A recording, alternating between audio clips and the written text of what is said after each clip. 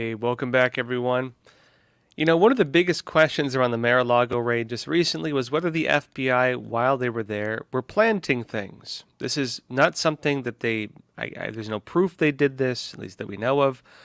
But this is one of the big suspicions, that they were there, they were basically planting bugs, they were planting evidence, maybe, that they were just haphazardly taking whatever they wanted, which is how they got their hands on the passports, which they've now returned, fair enough. But with all of this, one of the big questions as well is, was it recorded? And apparently it was recorded. Now, the FBI, when they went into Mar-a-Lago, they asked the Trump family to not record. Apparently, some of the security cameras might have been on that they did not know about. And Trump Jr. is now saying they're going to release all of the videos. Also, folks, a big update with the Whitmer kidnapping. So that's with Eric Trump saying he's going to release it. Whitmer kidnapping plot, it's shining a light now on, how the FBI has, and probably still is, entrapping Americans. And the case is also implicating some individuals in the FBI involved with January 6th. We'll be talking about that as well. Also, folks, later in this episode, we're going to have an interview we did recently with Representative Yvette Herrell. We're talking about the progressive agenda that's at work trying to dismantle the nation through control of energy. So stick around for that. A lot of good stuff today, folks. Always great having y'all here. Good morning for those of you in the U.S. Again, thank you all. All right, folks, let's jump into what's happening with this whole FBI raid. First of all, though, again, if you're on YouTube, after 25-ish minutes, we will jump exclusively to Epic TV. We do an hour-and-a-half show every day, or at least Monday through Wednesday.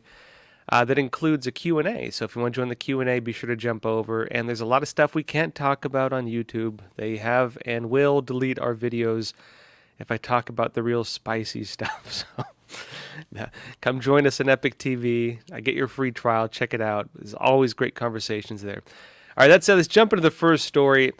Eric Trump is saying he's going to reveal all of the FBI's surveillance footage as they raided Mar-a-Lago. Let me show this video here. This is him talking during an interview. Sorry, this is Trump Jr. I apologize. Trump Jr. I'm sorry, Eric Trump, not Trump Jr. I always get confused. This is Eric Trump. Sorry, Eric Trump. Let me show this video of him talking about this. 50 days out, Sean, from the midterms. Yeah. It's not surprising. This timing is not surprising, and it's backfiring on these people. Will you still have the surveillance tape, is that correct? Are you allowed to share that with the country? Absolutely, Sean, at the right time. And your body cam point was spot on. That's why cops wear body cams. They don't tell you to turn off cameras. They want transparency, and that's not what happened here. Now, he's making a real key point here, is that, funny enough, it's one of the arguments among the left, especially. It was more so during the Obama years when the Black Lives Matter riots and stuff started. There was a big push for police reform, and they started making it so police had to wear body cams. Now, the funny thing with the body cams, because I know many police officers, the funny thing with the body cams is more often than not, they show the innocence of the police and, frankly, the criminality of the people they're dealing with. And so in some areas in the U.S., including in California, where they've made police wear body cams, in some areas they've tried making police stop wearing the body cams because when it comes to putting people on trial, the body cams tend to be extremely useful. Because more often than not, again, it shows the true situation, and more often than not, the police are acting properly, and the people they're talking to are sometimes whacked out of their minds. The FBI, they're arguing right here, might be kind of similar, but they're arguing that, in normal cases, you want these kinds of actions to be recorded. So there's a way of holding them accountable if they do something wrong. That if the police do something wrong, they should be held accountable. Now, should that just apply to local police, or should that apply to the federal policing force, which would be the FBI in this case, the way they try to place themselves at least? And they're arguing that you don't make people turn off cameras. Because when you turn off cameras, illegal acts or unethical acts can take place and there'd be no evidence of it.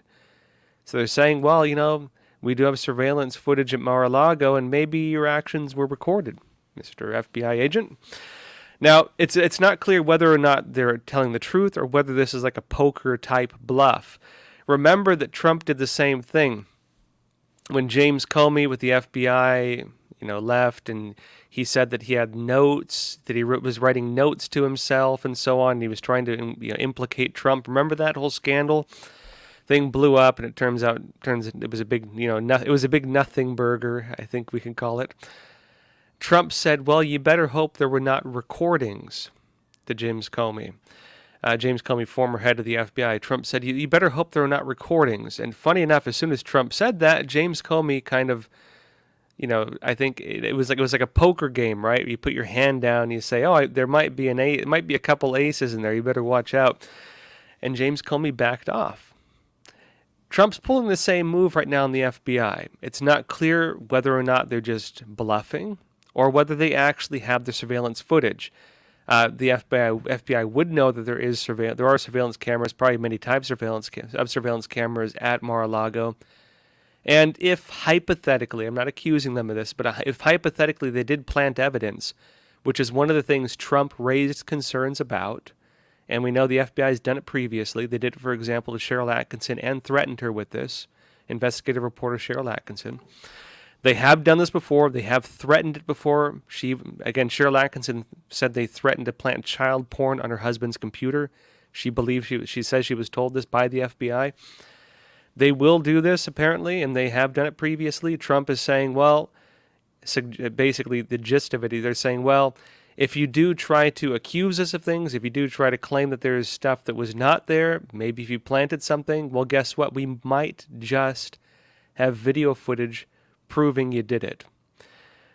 And again, folks, it's a poker bluff. We'll see if the FBI goes. We'll see if the FBI acts. But Eric Trump saying they also plan to release the footage. Again, it might be a bluff. It might not be. But we'll see what happens with it. That'll be a big update. Now, on the note of entrapment, funny enough, another big story came out just, the other day. The Whitmer case, where the FBI may have, it's on trial now, but it appears, just being blunt, tried to entrap people into plotting to kidnap Whitmer, Representative Whitmer. And the case is a bit odd. It's basically there was no plan to kidnap her. The FBI plants were the ones who concocted the plan, came up with the plan, and then tried moving people to carry out the plan. And people are saying, look, it wasn't like this group was planning to kidnap Representative Whitmer. It was the FBI, Governor Whitmer, I'm sorry. It wasn't these people planning to do it. It was the FBI planning to do it with a group of people, and you're trying to go after this group of people who were with them as the FBI tried planting this whole thought in their heads. Let me show you this, folks. Red State's reporting. On Monday, a jury heard from an FBI informant in the alleged case. 2 of the people accused in the case of being involved in a kidnapping plot against Michigan Governor Gretchen Whitmer are being retried. They're facing a retrial after a jury prior to this was unable to reach a verdict. The FBI informant, Dan Chappelle, testified about his involvement with the Wolverine Watchman, who was at a protest at the Michigan Capitol on April 30th, 2020 against the COVID lockdowns. Now, what's interesting in this, I'll get into in a sec, there's some correlations with this and January 6th. And this is one of the bombshells in this new finding, especially as it relates to FBI entrapment and even some of the FBI agents who were involved both in the Governor Whitmer case and in the Capitol siege, / entrapment case. Says, according to Ken Bensinger, who reports for BuzzFeed, Chappelle was wearing a wire for the FBI at the event. This is at the Michigan Capitol protests, right? There were protests at the Michigan Capitol. So there was at least one FBI informant at the COVID lockdown protest. Chappelle says that he was concerned, get this, folks, this undercover FBI agent present at this Capitol protest in Michigan said he was concerned about the events outside the building getting violent, so he told his FBI handlers. According to Bensinger, the FBI specifically requested, the FBI asked him, that the Michigan State Police let people into the building to de-escalate the situation. Folks, are you getting this? There's an undercover FBI agent at a protest at the Michigan Capitol. He's asked, because he's saying, hey, it looks pretty rough here, right? It looks pretty rough here. This is pretty dang serious. It's getting rough. What do we do? And then they get a call. Let them into the Capitol. Does that sound familiar? Like maybe the surveillance footage of January 6th where the police are holding doors open and waving people into the Capitol? People who were then charged with like 20 years in prison. Let me finish this. He says, so I have questions. How many of those events did they have FBI informants? If you truly thought there was a possibility of violence, why would you be letting people into the building? How does that de-escalate the situation? That doesn't make a lot of sense. Now, think about it, folks. If you're at your home and there's a protest outside your home and you're worried they're going to try to break in your home, maybe you're armed, maybe you're concerned for your safety, and let's say, hypothetically, there's a police officer outside, and they'll say, well, this crowd protesting outside this home, they look pretty violent. They might actually harm someone. What do we do? And they get a call, oh, well, let them into the person's house. Like, what is the logic there? In the Governor Whitmer trial, this is what the FBI is admitting they did through an undercover agent at the Michigan Capitol protest. And the important part with this, folks, is that the key FBI agent involved with that was the one moved over to oversee the hearings of January 6th. And I'll show you that in a sec, right? Now, it raises a serious question of government entrapment, first of all, but as I mentioned just briefly, one of the key figures in that case, in the Governor Whitmer case, the one who was involved even, again, they protested another Capitol, he's now handling the criminal investigations for January 6th. And as you saw in our documentary, The Real Story of January 6th, frankly, there's a lot of, circumstantial evidence, let's call it, that would suggest entrapment. We discussed it in the video, in fact. There is significant evidence that could constitute entrapment on behalf of the Capitol Police and possibly the FBI. At the very least, the Capitol Police and D.C. Metro. And funny enough, again, the guy who was involved with that in Michigan is the one now overseeing some of those cases. All right, folks, I'm going to go deeper into this. There's some pretty big, today's a bombshell day. There's a lot of stuff going on. Before we get into that, though, we do have a sponsor. Today's episode is brought to you by American Hartford Gold. Inflation is at its highest levels in 40 years. Interest rates are skyrocketing, and a recession now looms ahead of us. Caught between runaway inflation and a recession, our retirement accounts are in real danger. If you want to protect your future, you can call American Hartford Gold. They can show you how to protect your savings and retirement accounts by diversifying your portfolio with physical gold and silver. All it takes to get started is a short phone call and have physical gold and silver delivered right to your door or into your IRA or 401k. And they also make it easy. They have an A-plus rating from the Better Business Bureau and thousands of satisfied clients. If you call them right now, they'll give you up to $2,500 of free silver in your first order and a free safe. So don't wait. Call them now. That's 877-260-2764. That's 877-260-2764. Or you can text Joshua at 2655532. All right, folks. A bit more on the way some of this is happening. American Greatness had an interesting analysis on the Governor Whitmer case. And this is what they're saying. It says, so said FBI supervisory agent Henrik Impola to one of the FBI informants working at the FBI inspired, organized, and executed scheme to kidnap and assassinate Michigan Governor Gretchen Whitmer ahead of the 2020 presidential election. And they're saying in 2020 there were comments just a few months after several men were arrested for their alleged role in the plot that they were repeated by a defense attorney during opening statements Wednesday morning in the retrial of the two remaining defendants in the case. A Grand Rapids jury in April handed the Justice Department a shocking and rare defeat when jurors failed to return a single guilty verdict in what the government considers one of the biggest domestic terror investigations in decades. Two men were acquitted on every count after lawyers convinced the jury the men had been entrapped by the FBI. So the jury basically agreed, well, they did agree, that this was entrapment. Again, the Governor Whitmer case, the jury agreed on it. They held a retrial. Jurors couldn't reach a verdict on alleged ringleader Adam Fox and Barry Croft Jr. Both men now face a new trial. Now, 1 week after the arrest and the Whitmer plot were announced on October 8th, 2020, and this is where I was getting to the Jan 6 connection. 1 week after that whole plot, so get this again, all right? And this could be pretty serious as it relates to people facing charges for January 6th. It ties into what I was just talking about, right? This is going to be one of the key pieces if the argument of entrapment comes up on January 6th. Because the jury, on again, two of those individuals in the Governor Whitmer case, the jury has agreed that the FBI entrapped them. The FBI did that.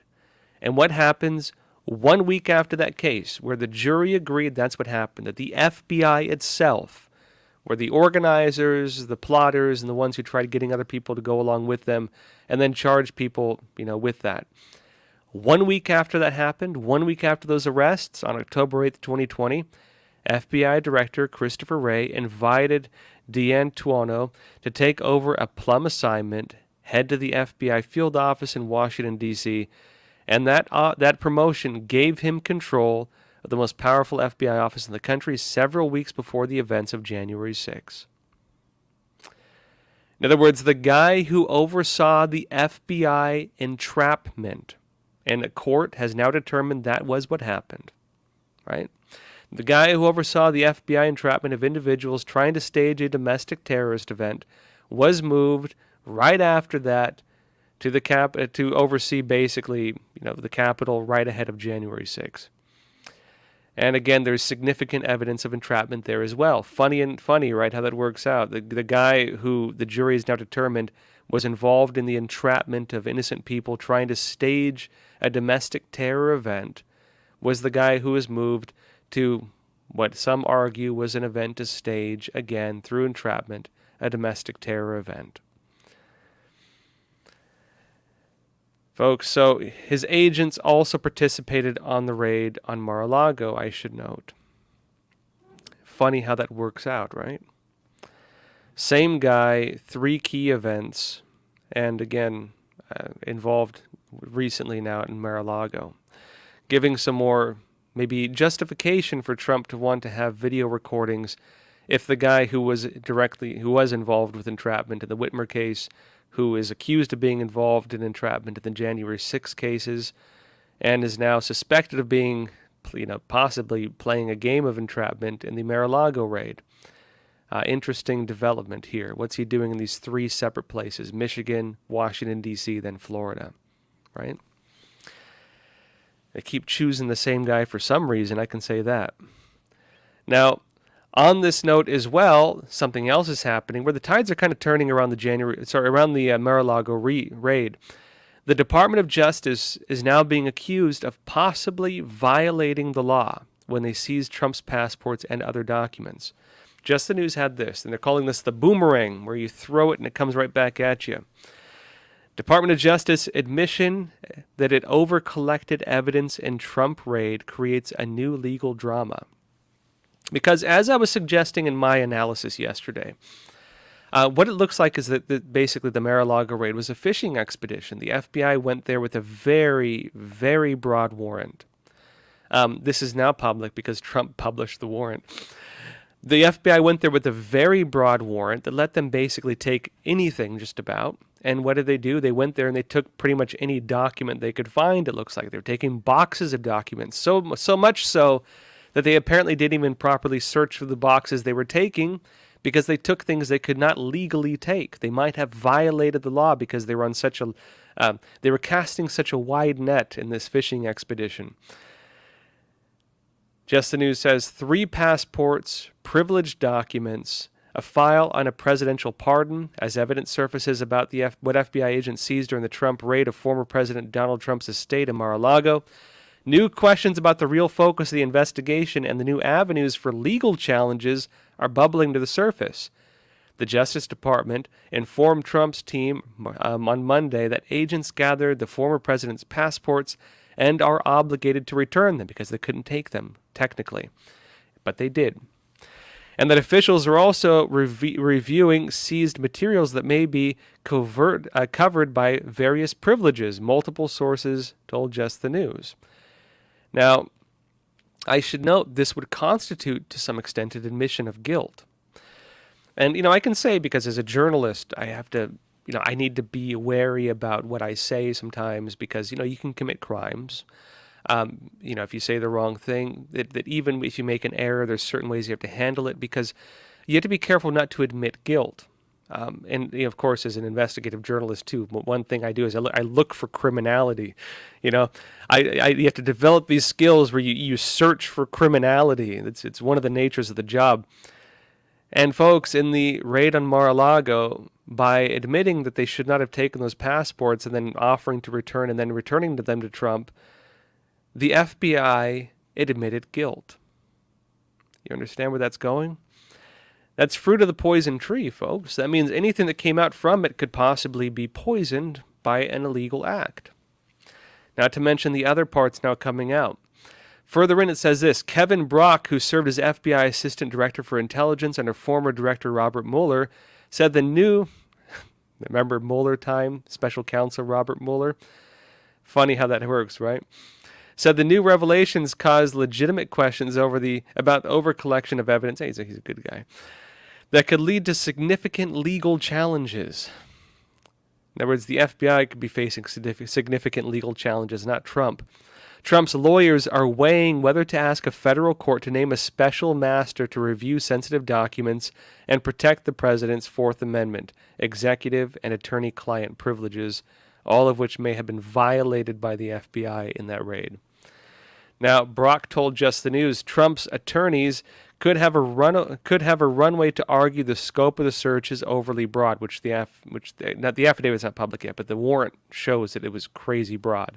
It was a very broad fishing expedition. And he says search warrants normally require a level of specificity that seems to be missing in this warrant. They did not specify what they were looking for. It was just basically go find something. The warrant was like, hey, go look for something, basically. So specificity is important in order to protect the Fourth Amendment rights from exuberant government overreach designed to find whatever they can. And again, this goes into the warrant as well. And they said they were engaged in a fishing expedition, and the warrant itself wasn't about classified information, though it did mention it. So that's Fitton telling Just the News, Tom Fitton of Judicial Watch. And he says it talks about all sorts of other documents. It basically gave the FBI carte blanche to anything they wanted from the Trump home. So, and again, maybe that's why they didn't want to release the warrant, which Trump got angry and looks like and just published fully online, including with the FBI agents' names, which also revealed the conflicts of interest with the FBI agents themselves, not to mention at every other level of this, including with the judge and including with the head of the office, the one who oversaw these other entrapment cases. Now, as this is happening, I want to explain kind of the impact of this. Then the impact of this is really important because they needed a fall guy. After this happened, really, it blew up in the Democrats' faces the Biden administration's faces very quickly. And people were saying, hey, this is Biden's Watergate. Just like Nixon was accused of sending the FBI and other agents to the Watergate building and looking in the Democrat offices, allegedly for criminal stuff ahead of the election, just like Democrats are doing now. Biden sent the FBI to go to Trump's home to go search for documents that they can use for potential criminal charges for a coming election. It's the exact same thing. Just one was done in the dead of night. The other one was done in broad daylight. Doesn't mean it's any less illegal, as we're seeing now. But what happened was very quickly is Biden denied any involvement. Biden says, hey, I wasn't there, man. And then Merrick Garland took credit for it. Merrick Garland, the head of the Department of Justice, came out and said he took full credit. He said he signed off on it personally. And what happened after this? Merrick Garland's approval rating took a skydive. It fell. It plummeted. Let me show you this.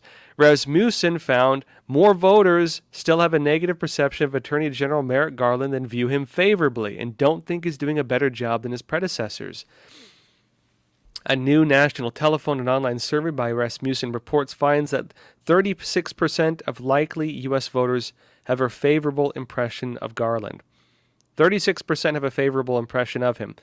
And what would give you an impression of the head of the Department of Justice? Well, his use of the FBI and his ability to enforce justice, folks. If only 36% view him favorably of voters, that means not only most Republicans very likely, but even a lot of Democrats do not approve of his actions. And again, say what you will about voter fraud and the way things are going with that, but they still care a lot about polls like this. They still care a lot about what public perception says, and especially as we saw the way that the recent elections have gone, which I'll get into in a bit as well. They're caring a whole lot more about that, meaning they're going to have to. The Department of Justice is going to have to back off a little bit, or risk making things worse, not just for Merrick Garland, but for the Biden administration overall. On this as well, something major just happened, and after this we'll jump to Epic TV. Something major just happened. Now Trump released the warrant, right? The warrant for this siege on Mar-a-Lago. What is not available yet is the affidavit. The warrant was very broad. Again, as we just discussed, the warrant was basically a fishing expedition and not with little poles. This was like a huge wide cast net, get whatever you can. Didn't specify what they're even supposed to get. It said just go get something, right? Prosecute that ham sandwich. Go get anything. It was very broad. So broad, again, that they probably committed crimes because they grabbed too much. But the big question is going to be what justified that. What was the justification for that action? What justified such a very broad warrant? What would give them the reasoning and legal backing to do that? Well, that would be contained in the affidavit. And guess what just happened? A judge has now ordered tomorrow that they have a hearing on that, and the judge wants that affidavit released tomorrow during the hearing. Let me show you. This is Post-Millennial reporting. It says, Judge Reinhart to hold hearing to unseal Mar-a-Lago affidavit this Thursday. Tomorrow, folks. An order of the motion to unseal the affidavit backing the search warrant used in the FBI's raid of Mar-a-Lago has been filed, and a hearing will take place on August 18th, tomorrow. The order dated August 16th, reads this, taking under advisement for the motion to unseal the search warrant materials, including attachments, the interveners have requested a hearing. It is ordered that an in-person hearing will be held on 8/18/2022 at 1 p.m. in West Palm Beach Division before Magistrate Judge Bruce E. Reinhart. And again, that's taking under advisement the motion to unseal the search warrant materials, including attachments. Folks, they're going to make the affidavit public tomorrow. Our sister media, NTD, will actually be there, so we will have, hopefully, we'll see if we can broadcast live. We will have a camera crew there tomorrow, and we will see what comes out from this. This could be huge. If it turns out, again, as we've been laying the groundwork for, that this was FBI entrapment, basically, from the king of entrapment himself, the same guy behind the Whitmer case, and possibly entrapment, as evidence does suggest, with the January 6th case. They brought him down to Mar-a-Lago, and they're being accused of this now. Tomorrow we might find out. So this is a boomerang, as just the news was saying. All right, folks, let me jump over. We're going to jump over to Epic TV. Again, there's a lot of stuff we can talk about on YouTube. Before we jump over, though, if you haven't watched the special feature we did on the Mar-a-Lago raid, check it out. It's about 30 minutes. I think it's very important, again, because it really shows the whole context of everything. It shows really different perspectives from different people involved and gives a pretty complete view, and also breaks a lot of the disinformation. As I like to say, we have not had to retract anything because everything we reported still holds up as information emerges. Be sure to watch. It'll give you really a kind of a complete view of the situation and why this is important, why this matters so much. Let me show you a trailer of that now.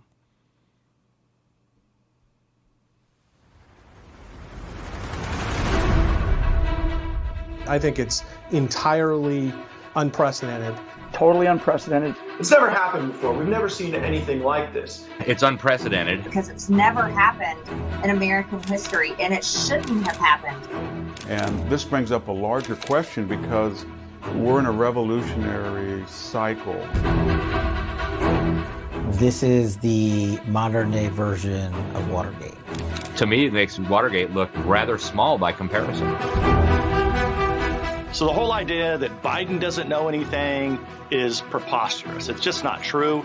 Their number one goal, and it has been this way since day one, is to stop Donald J. Trump from being president of the United States. It's political showmanship. I'm not worried about any of it. Donald Trump didn't commit a crime. This is a corrupt politicization of law enforcement in our country. The greatest threat to the United States of America is denial. This is the defining moment of the entire Biden presidency. They know it. They're definitely targeting President Trump because they don't want him to run for president again. It's that simple. How we act right now will be discussed for generations to come. We cannot deny what is happening to our justice system.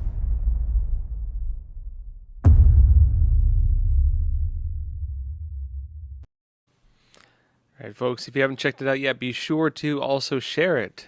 Help us get the word out on that. Because of censorship, we really can't advertise this in many places. So really, it's just word of mouth, getting it out there. Please share that video, share this video, and help us get the word out.